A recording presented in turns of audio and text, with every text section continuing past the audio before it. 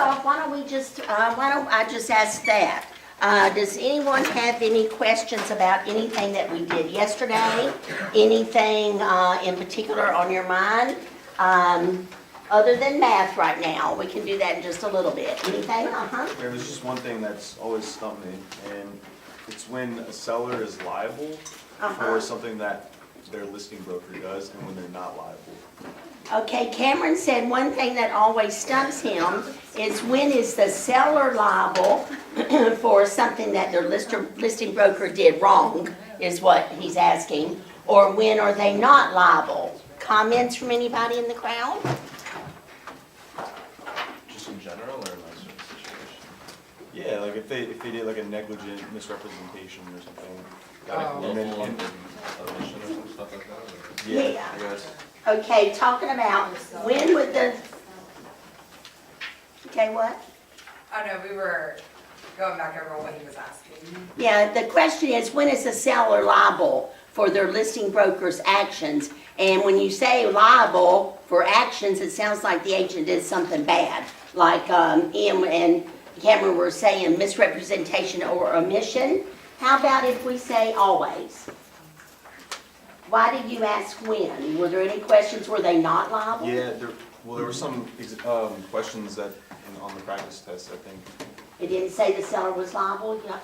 Show it to me and we'll look at it. I want to show you all something about that. Well, let me ask you though, why would the seller be liable for something the listing broker did wrong? Because Because we should have signed off on the information that was provided. It's from the seller.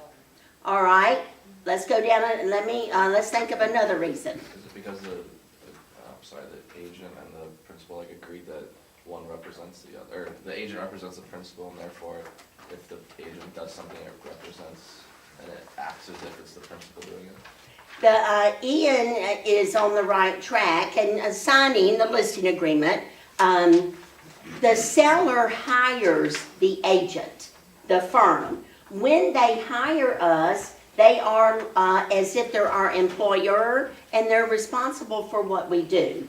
As if at your job, if you have a job, if you do something and goof up, doesn't it fall to your boss? I've had a secretary send something in wrong to the real estate commission, a report, and there were mistakes on it. I get the letter that it goes in my file, not hers. And so it comes back to the person that hired you who is responsible. Now, didn't we always say to you, stand in the shoes of the principal? You know, that's a good point Ann's making. We don't make their decisions, but we stand in their shoes. This is called vicarious liability. I don't know if Yasmin brought that up when she talked to you about agency. Did that come up? Vicarious liability? I remember that word. Well, it's been a little while ago, hadn't it? Let's see if we can find it for you. It's all about agency. And Kim said, you know, we signed something. Yes, we signed a listing agreement. You weren't thinking about the working with agents brochure, were you, Kim? Yes, that too. That too? So thrown off.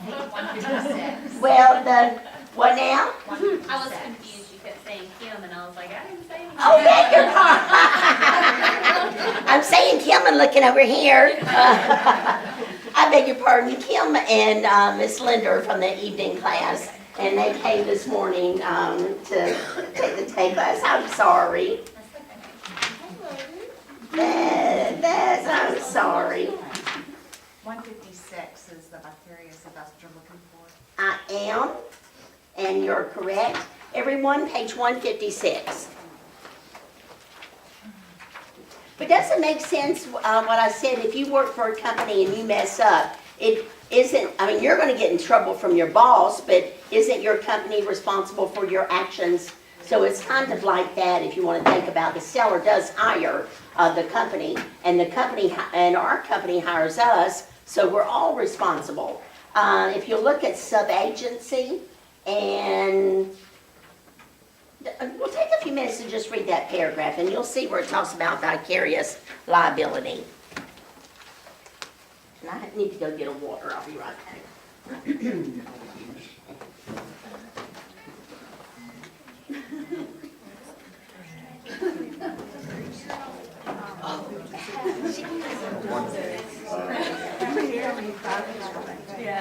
You got a lot going on up here, don't reach out to us. You got Doritos, the Oreos, we got a lot going on. You're trying to finish this banana, you're taking all of my concentration. Oh, you can tell everybody's ready to go. Will we get the page number yet?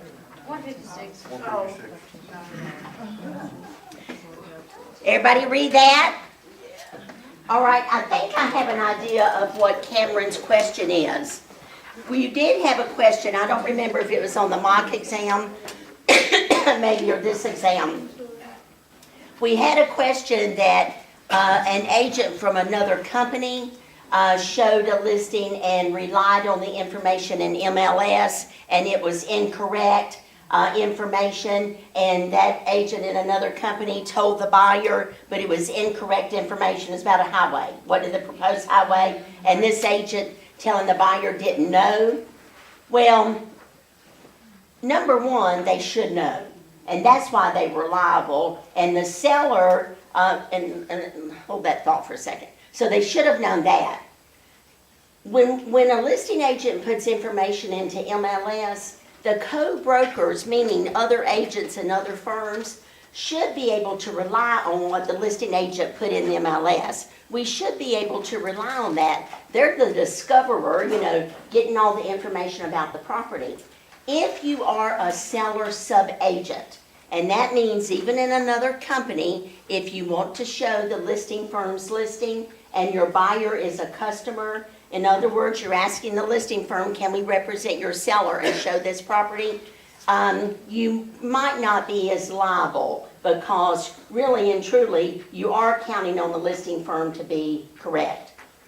If, however, you on the other end are a buyer's agent for the buyer and this other company represents the seller, you have more accountability if you are a buyer's agent, because you could argue you're supposed to discover and everything too for your buyer. So it just kind of depends. The answer to that question said the other agent may be found guilty of negligence, and it's because of not knowing about the highway. That's the reason. You know, if it was something like, if it was something different like wood blinds versus the not wood blinds or something, it might not be so like that. It just depends on should you have known. And the commission says there are things that we should know just being in the real estate business. But I would probably, if I had a question and they asked if the seller was liable, I would probably say yes most of the time, because they did start it by signing the listing agreement, and then the listing agent enters it into an LS for cooperation. Justin? If we're done with that one, I was kind of confused on number 3. On which question? The sample exam, it says as long as it's specified as part of his or her duties, is it legal for an unlicensed salary assistant to solicit listings for the broker? And I know that they're not supposed to do transactions and things like that, but there was something in the book, or maybe I got confused along the way, saying that if it was in writing or a description of their job, then what's the difference? Okay. Oh, it's got it. Okay, I think. okay, guys, listen up a minute. Justin's asking about number 3 on this test. Let's hold that for a second, and we're gonna review this. And so I'm gonna go through it, and we'll talk about it and answer the questions, but do you wanna say something? Okay, we'll do that. When you're ready. Okay, yeah, I want to go through this. We're not going to have a chance to read every question and go line by line, but I am going to give you the answers, and then if you have a question, we'll do it then. If it helps, I had a problem with that one too yesterday when we went to study, but we found the answer to that one in Appendix A. Okay. Yeah, it specifies like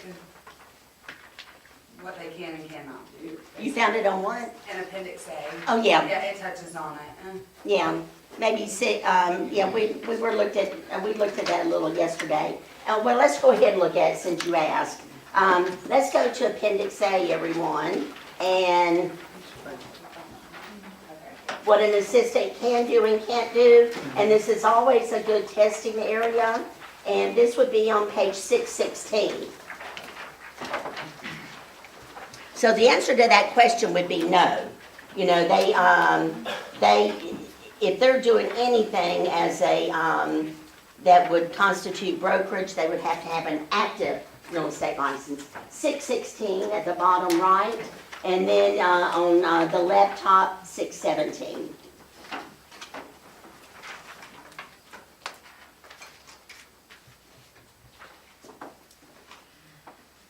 Let's go ahead and go over these, Actually, but what if what if the information was provided by the broker and it was put in by somebody that wasn't the broker, but all the information on Put in where? MLS? Is that the question?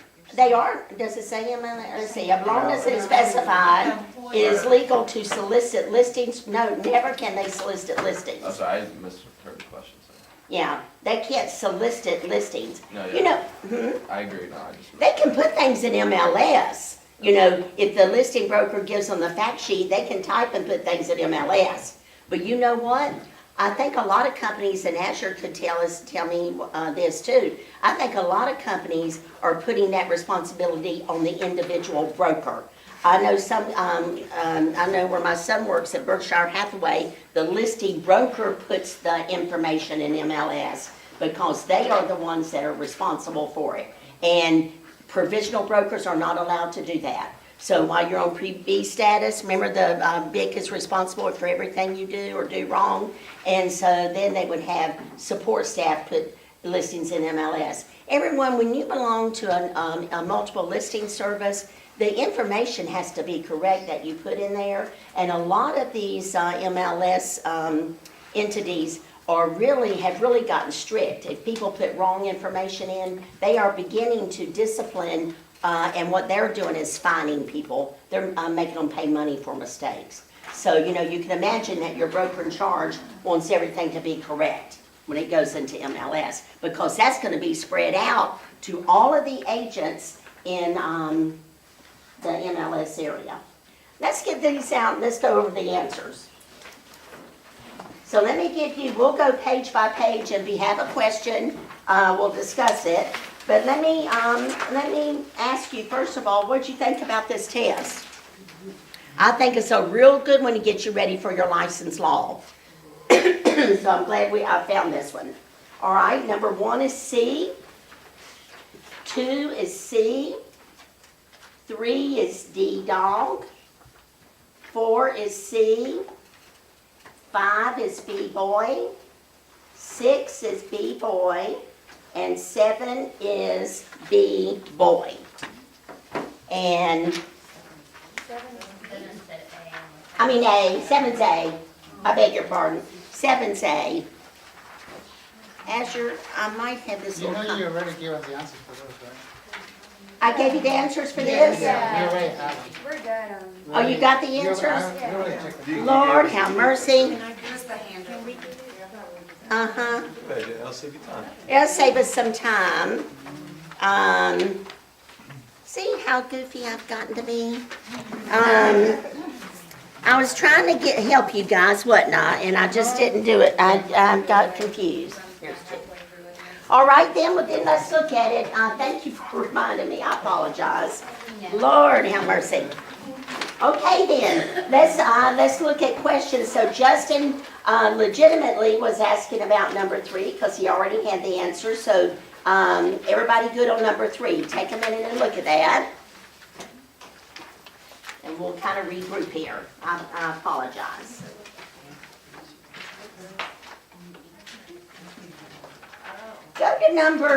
Go with me to number, let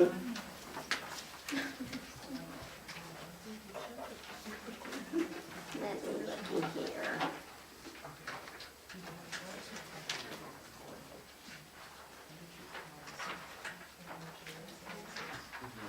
Number 6, everybody. Remember, if you have a name change, address change, anything like that, we talked about that yesterday. You notify the real estate commission in writing in 10 days, right? What's the 60 days? What do you remember about notifying in 60 days? Criminal conviction. Criminal conviction.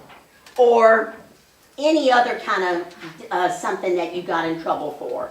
Didn't we talk about if you had a license in South Carolina also, and you got in trouble with their real estate commission, you're supposed to notify the real estate commission here too, correct? In writing within 60 days. Let me write that down. All righty. Page 2, any questions? What about number 9?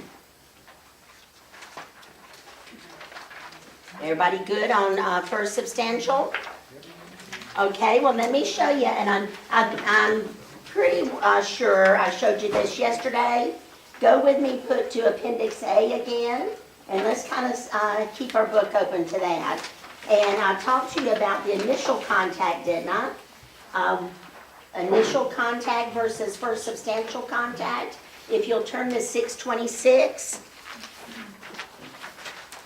Initial contact versus first substantial. Can somebody put in their own words what the difference is to that? Well, initial contact is just like hello.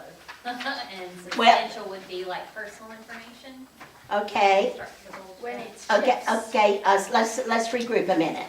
I understand why she said that. Initial contact if you're meeting a new person, but in this context, what am I talking about? It changes from facts, No, what now? like facts, like just Okay. material. When you speak with the broker for, if you're Guy, buying- Cameron, if go you're- ahead. If you're looking for a house for your buying, for your buyer as a buyer's agent, and you call, the broker of another house, you immediately tell them that that's the initial contact. Guys, this is important. Cameron is correct. When you call another company to make an appointment to show their listing, you are to initially put them on notice if you are a buyer's agent. We talked about that, I thought, yesterday, but read it here on page 626, and you'll see initial contact. I get what Kim said, when you first meet somebody, yeah, you could even read in a question, you initially met a buyer and then he started telling you stuff. But this would be a clear question about, is this first substantial or is it initial contact? So what I would remember is broker to broker is initial contact or initial disclosure. Broker to consumer would be called first substantial. And yes, Laura, it's more than the facts. And also, Kim, you said it's when someone starts telling you personal or motivational or confidential information, that is where you have to say stop and let's talk about this working with real estate agents brochure that you must review instead of just handing it to them. You review it and you determine how you're going to work in this situation. Are you going to represent that person or are you going to represent the seller, Renee? I guess it's just the wording that gets really bogged down because like number 78 and. Okay, so hold just a minute. Let's finish this one. Okay, I was just saying because it's the same. Oh, it's the same, okay. Yes, they're the same type of questions. All right. Ron, will you repeat that one more time? Broker to broker, initial contact, and then. Broker to consumer would be first substantial. Okay. Broker to broker, are y'all understanding what I mean? I called Broker to ABC. broker, initial, broker to consumer, substantial, first substantial. And So that's just disclosure, right? it's disclosure. Right, and that's why I was saying like 78 is and 103 are the same thing. They talk about when are you informing or disclosure, like when are you obligated, and that's what confuses me. Because I remember you said broker to broker is his first initial contact. Hello, I'm the broker for whatever, whoever, you're disclosing to them that you're another broker, right? No, you're disclosing to the listing firm that you are a buyer's agent. That's what you're disclosing But as soon as you're, when you make an appointment. Right, because you're talking to another broker though, is that right? Because you're calling to make an appointment to show their seller's property. Okay, so it's, but that's what makes it broker to broker. Uh-huh. But then when you're talking, you said broker the customer. Broker that's- to To consumer, consumer, that's when you're looking for the shift, right? yes. Okay, because this, like I said, I was just bringing up 78 because. Okay, look at 78, everybody, and make sure we're on the same page. A broker is representing the seller in the sale of his home. When prospective buyers call about seeing the property, the broker must do what?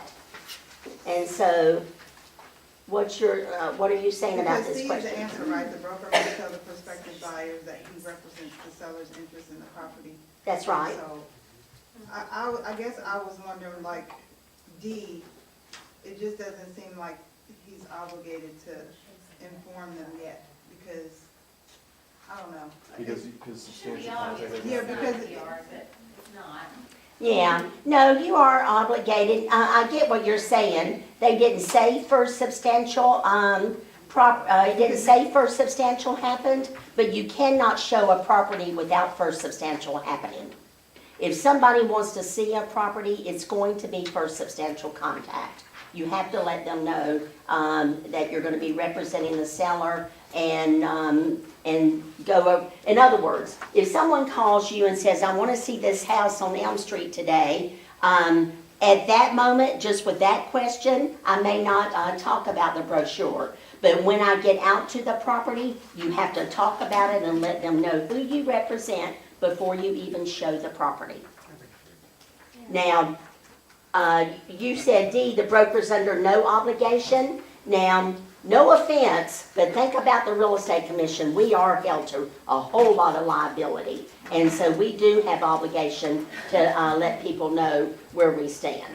This isn't a question so much about first substantial or initial. It's just letting everybody know who you represent. But I do get your question. It didn't say first substantial. It didn't say the buyer started talking and all of that. But some of these questions, you just have to, it's almost like you gotta read and say, I wonder what the intent is of this question, and it is about disclosure of agency. And I would always err that the sooner you tell the consumer, the better. But the first substantial means no later than. In other words, Renee, when somebody calls me, I could tell them at the beginning, I could just start saying, I'm Jan Secor, now you've called about a company listing and I represent the seller. How can I help you? I mean, I could do that if I wanted to, so it's a no later than you must talk about it. And did you say 103? Yeah, 103, because this one is, the answer is saying that it has to be in writing. All right, so let's look at it. 103. A prospective buyer meets a provisional broker at a property the broker is listing.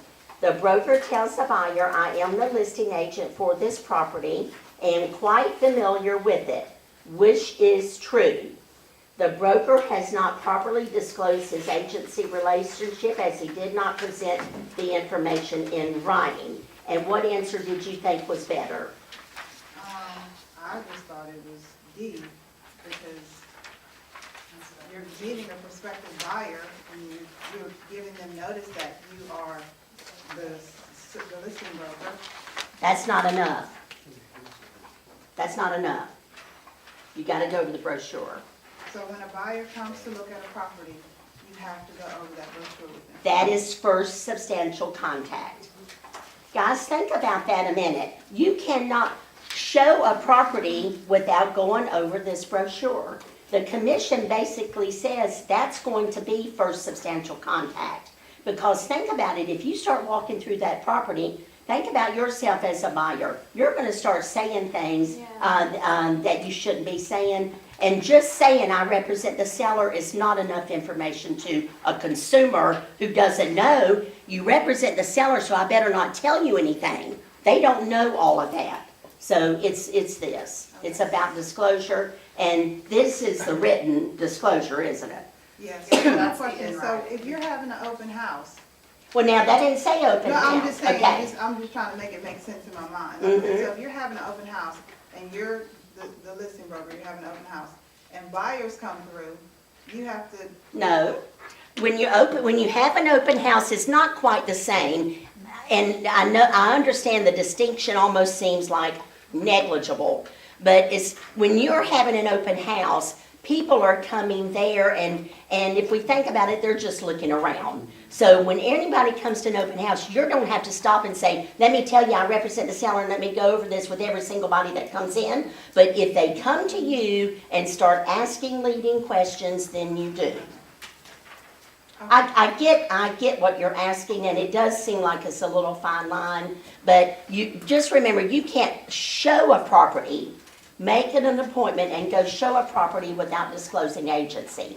Open house, it almost feels like a little exception because the house is just open for anybody to come. And First Substantial really hadn't happened. You know, it's just open. But if somebody comes to you and says, can you tell me how big that living room is? I want to see if my baby grand piano fit in there. I think that's substantial because they're looking at putting their furniture in this house. And I think I need to stop and talk to them about this. Okay, that's cleared it up for me, thank you. Well, it's still, I get it. I do get it. Good thinking though, very good thinking. All right, that's deep thinking. And you know what? Agency is like that, isn't it? We really have to think through it.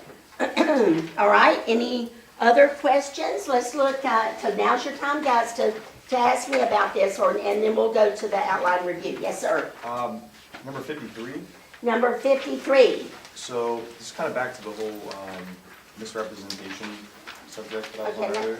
let us all find 53. Okay. So if I recall correctly, the correct answer is B, Uh-huh. and I put D. And I didn't know the difference between fraudulent misrepresentation and negligent misrepresentation. Okay, let me read it here. A broker tells a buyer he represents that a property is served by city water. He believes this is true because several nearby homes he sold has city water service. But in reality, this property does not. Is he guilty of any violation? Well, now, y'all probably know it's yes for sure, don't you? Yes. Guys, that's a pretty major violation. It's more than negligence. In other words, he's assuming, and fraudulent means willful. Fraudulent misrepresentation means willful. And what that means is that's something that you should have found out instead of just saying it.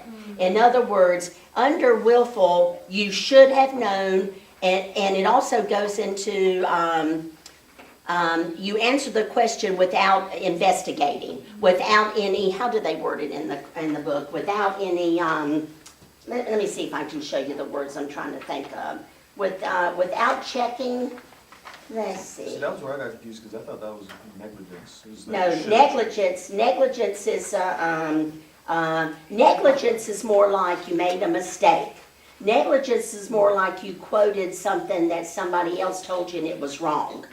This is without regard to the truth. You did not check. You just assumed, and that makes it more willful. Let me see. On top of 619, look at 619.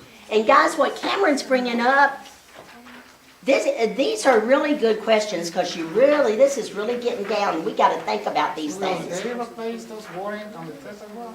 What? Will they replace willful with these type of words on the test? No, you'll see willful. Guys, look at the top of 619 and look at what it says. What I'm getting at is without regard to the actual truth. Do you see that? The fourth line from the top? It says without regard to the actual truth. So in other words, top of 619, fourth line down, without regard to the actual truth. So without regard to the actual truth means the agent didn't take the time to find out. And you should have taken the time to find out. If you get a question, negligence is more like the seller told you something and you didn't write it down when you were out there looking at the property, and then later on you forget about it, and somebody asks you and you just forget and you answer wrong. That could be negligence. Or if in an MLS you transposed a number, that could be negligence. Negligence is it's almost without your fault, but you still did something wrong. Maybe saying that the counters are granite when they're not. That could be negligence, that could be negligence. Can I give you an example, just a quick example? So, square footage, right? You get the square footage wrong, you should have known it was, or let's say it was only 200 square feet, the house was 200 square feet larger than it actually was, and then, so and you put that into MLS, would that be willful? If it's off by a little bit, it might be negligence. Okay, but if it's off by a lot. If it's off by a lot, it might be willful. Gotcha. Because on your square footage, remember the commission says, the commission doesn't say that square footage is a material fact. In other words, the commission doesn't tell us we have to measure, do they? But they say if you are and putting it into MLS, well, then you need to know how to do it, and the guidelines are in the book, and you need to know how to, and you need to do it properly. They will give us the benefit of the doubt for about 5%. You know, you can be off a little bit, because people make mistakes, and then maybe it's not, we can't be that accurate. But if you're off a lot, where did you get the numbers? How did you do it? And that might be a willful misrepresentation. By the way, I think I mentioned to you, the number 2 disciplinary complaints are about misrepresentation, where the agent misrepresents something to the consumer and the consumer files a complaint to the commission. Just reading in Appendix A, the willful is actual knowledge, and then negligent is your unintention. So it's all, what she said a couple of minutes ago about the intention. If you know the facts and you withhold them, that's your intention. If you don't know and you're maybe trying to find out, or you're just not sure, it's all about your intention. So if your intention is to tell the truth, and your intention is to give them right knowledge, then maybe you messed up, negligent. But if your intention is to hide something, to close the sale, or to get, more buyers or whatever, then that's willful and it's deliberate. Deliberate versus unintentional. Maybe carelessness. Yeah, carelessness, being careless. But the whole point that Cameron's bringing up, it is a fine line. It's almost like this, a lot of this in this agency and these details, there's just a little fine line sometimes, isn't there? And you're looking over those examples in Appendix A, and I believe you've got some in Unit 7 too. Just reading over as many of those examples, maybe you can kind of see the light. Oh, I see why this is negligence versus willful. Thank you, Ashley. All right, any questions on, any other questions on this? Yes, ma'am, Lipa? Number 22, I got it correct, but I just want to make sure the correct answer is, A, isn't it? yeah, it's just, it should be, I keep thinking it's the firm, instead of. Okay, I get it. But how about if I said the firm is a broker? And because the firm has a broker's license? And let's put it another way. Or I can give you an example. When I had rental property that I managed myself, I wasn't a firm, I was a broker. And I had a trust account because I collected security deposit. So broker, and when it says firms, not brokers, the firm is a broker. And you could be just a sole broker and have a trust account if needed. But yes, we have been talking about our firm has it. We individually, when we work for a company, we don't open a trust account. Right. So you're clear on that. But, okay. Number 76 is another question that again, the correct answer is C, the name of his employee broker. This is about advertising. Yes, ma'am. Again, to me, I think a more better answer would have been the name of his firm, the name of his company. Well, the firm is a broker. And so when, and I'm not trying to be a smart aleck, but when we talked about agency, it seems like, seems like somewhere in the book, I'm visualizing it, it said firm, broker, agent, means the same thing. It was in agency. Firm, broker, agent means the same. And when you say employing broker, that sounds like the BIC or the firm to me. Are y'all with us on 76? You never put the BIC's name on your sign. Not the BIC, it's the firm. You can't advertise without your company name on the ad. I just think C should say employing firms. Well, that would be better, but I get it. Number 25. Number 25. So I see, I guess, how decent in the right answer, but I was just wondering, because we talked about the interest-bearing trust account, how the broker can use the, interest to cover administrative costs. So is B wrong because it also says that the interest is split between the buyer and seller? It's right, yes, and the, because it's saying it is split, but it's saying it is split between the buyer and the seller, and that's kind of like it's a given. It's split between the buyer and the seller. No, that's not a given. It has to be agreed upon how it is split. And generally, it's not split between the buyer and the seller. Think about it, that earnest money is the buyer's. Why would the interest be split with the buyer and the seller? I mean, the seller wouldn't be entitled to any interest. But so the answer is, if they agree, is a better answer. I mean, I guess it could go between buyer and seller if they agree to it, but the main thing is agreement. Okay. And if you'll go back and look, well, let's find it where it's written in our contract so we can see how it's worded. Number 5. And so if there were an answer that said, that the interest could be used to cover the broker's administrative expenses, would that be, is that? It would still have to say if the parties agree. The parties agree, okay. Yes. Go to page 275, because it's not the broker's money, it's the buyer's money, really. And we could argue, Renee's bringing up a good point, we could argue, well, it possibly could be the sellers if the buyer breaches. We could argue that, couldn't we? But look on 275 with me, and look at, under your escrow paragraph, is that letter F? Read that paragraph under letter F. Page 275, the contract.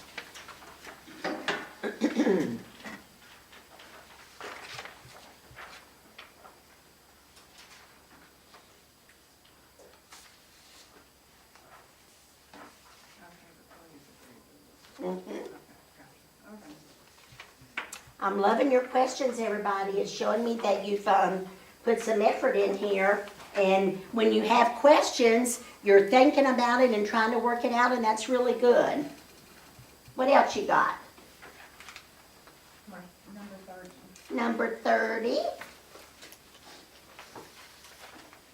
That's an interesting one, isn't it? Go to page, let me make sure I got the right page here.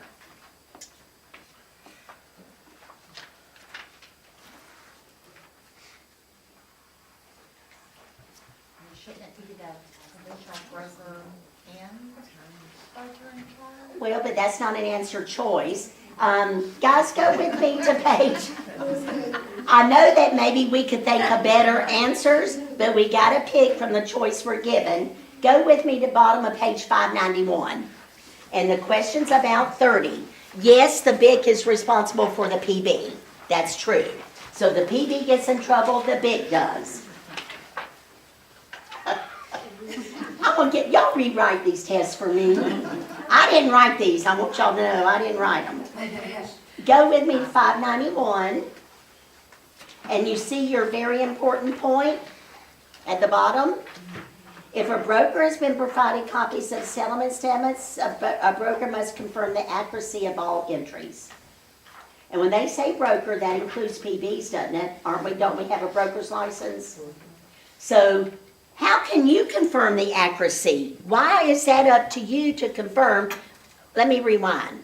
If you see the closing forms, you're supposed to look at the accuracy. Because we may not see, with the Dodd-Frank Act and the privacy of consumer protection, you may not be privy to see buyer and seller. You may only get to see the disclosure form on the party that you represent. So you are responsible for confirming the accuracy of those. That is, it is an agent's responsibility. And tell the attorney if you see something wrong. But my question is, how would you confirm it? How would you know if those numbers are correct? What would be your guideline? The contract. Guys, the sales contract is your guide. And the attorney would have had it, and he should have been looking, he or she should have been looking too. Your contract tells you, didn't I give you the example? Well, we can think of some examples, but I think I gave you the example one day. If the buyer and seller negotiate that the buyer wants the seller to pay $2,500 toward closing cost, and the seller agrees to that, but in actuality, the closing costs are only $2,300, we need to make sure the seller's not being charged $2,500. Are you with me? Don't we need to make sure, when we were doing that math yesterday, we were talking about who pays excise tax? Don't we need to make sure that's on the seller side?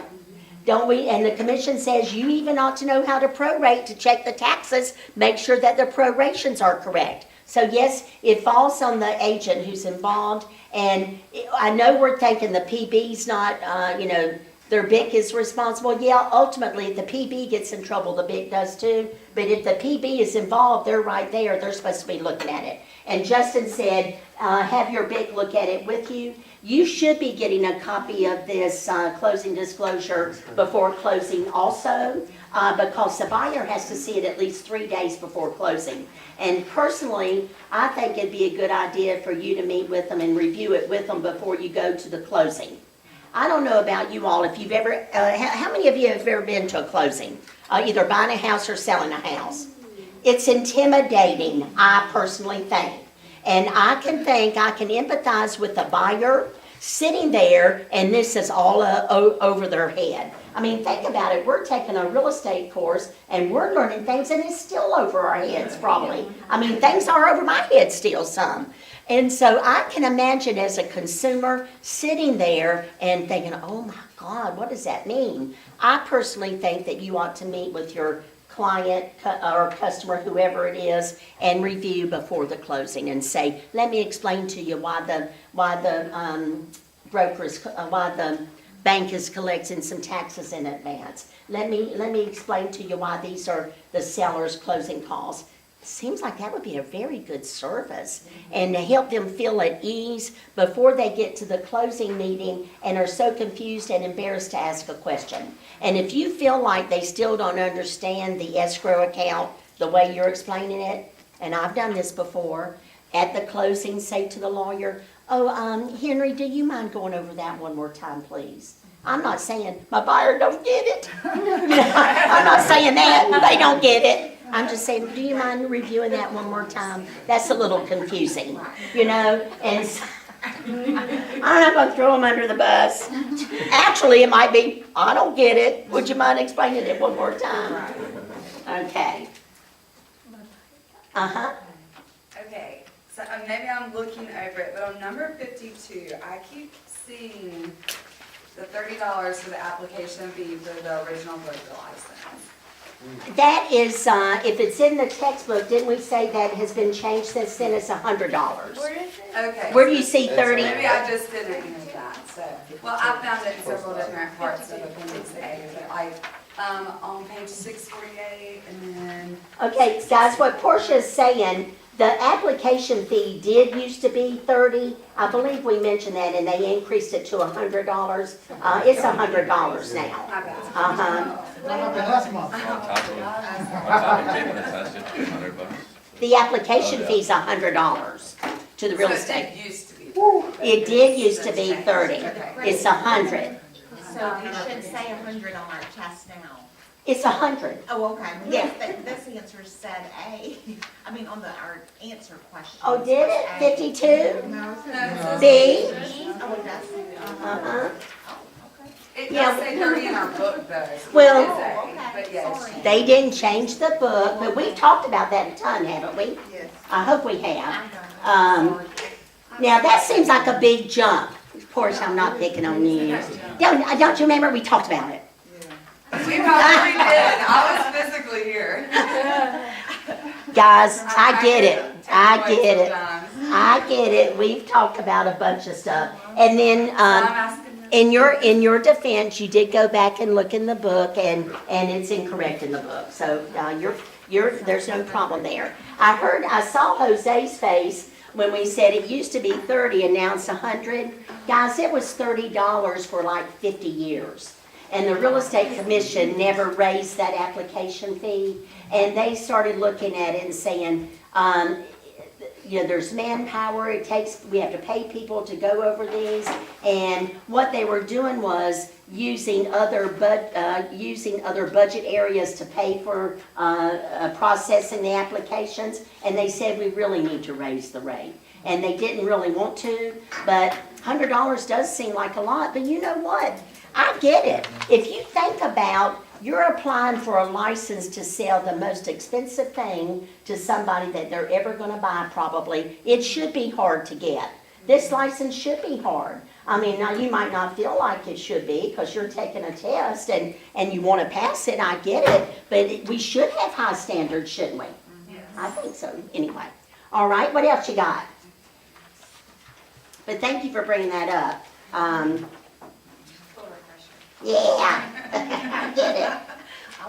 Oh, go to 55, guys. I was There's just a, about that. there's a wrong answer there, 55. And did I put it on your answer sheet that I copied? I put a star by that, didn't I? Okay. They are legal. So change that. Someone just made a typo who typed this bank of questions. Not us, we got them from a different source. I admit it when I make my typos. But B should say a non-warranty deed is legal. It is legal. So change your answer. I don't want you to be confused on that. Well, what is a non-warranty deed is a quit claim. Didn't we talk about using it to change names? Divorce people quit claiming over, There's a cloud. to fix a cloud on a title. So they're legal, everybody. Okay, what else you got? I really like this test because it's pretty darn good. Jan, do you have any more like it? I don't know, I don't have any more like this. And it's too late for me to go get things out. It's too late for me to go get things out. You have had a good, these last couple of weeks with these bigger tests, guys, if you've been doing them, I think, it doesn't mean necessarily that they're gonna look like your final, they won't. Guys, I don't wanna mislead you in that regard. I can't put together a test for you that looks like your final. The commission wouldn't like that. You know, well, They want us to fail. They want no, they don't want you to fail. let's They- put the wrong answers in our book, and then let's have it. Jan, But take it, you're doing a great job. Test. all right, what else? It's up there. On number 88, I don't recall, I think this is maybe when Chris was here, talking about a bond as a guarantee. We may not have, and Chris didn't bring that up either in property management. All right, let's talk about that. I'll explain it to you.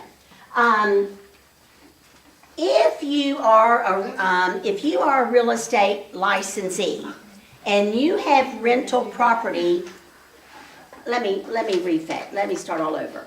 If you are a consumer, like you are right now, you're not a real estate broker, and you have rental property, instead of opening a trust account for the security deposit, you are allowed to seek a bond to guarantee that security deposit for that tenant.